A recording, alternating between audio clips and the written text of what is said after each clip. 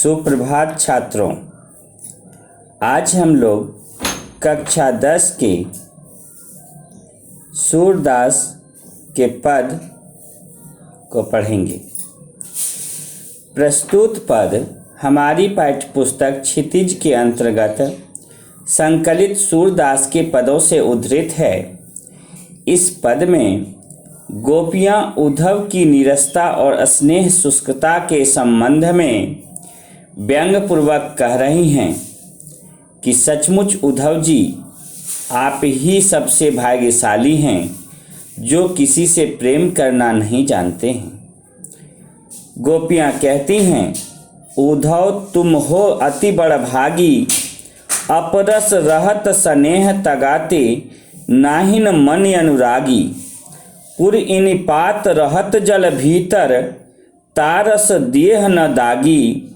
ज्यों जल माह तेल की गागरी, बूंद न ताको लागी।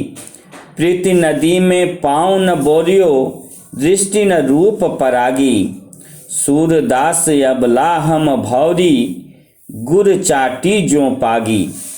हे उद्धव, तुम ही सबसे अच्छे और भाग्यशाली हो जो समस्त प्रेम सूत्रों अर्थात प्रेम के बंधनों से अनासक्त मतलब दूर हो।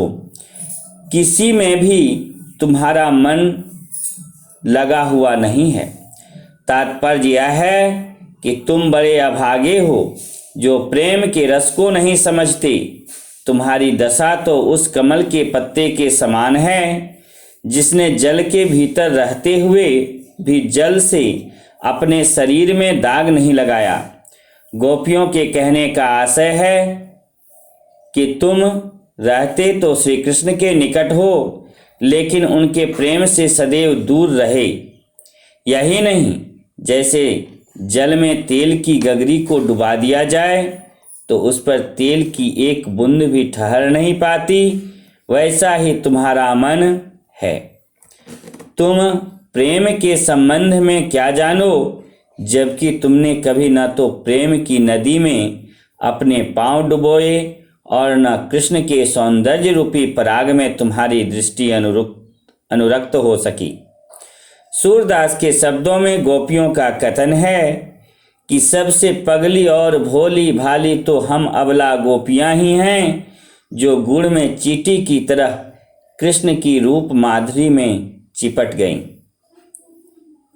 गोपियों द्वारा उद्धव को अति बड़भागी कहने में तिरस्कार का भाव छुपा हुआ है, क्योंकि यहाँ इसका अर्थ अभागा होने से है। तीसरी और चौथी पंक्ति में उपमा अलंकार है तथा प्रीति नदी में रूपक अलंकार है।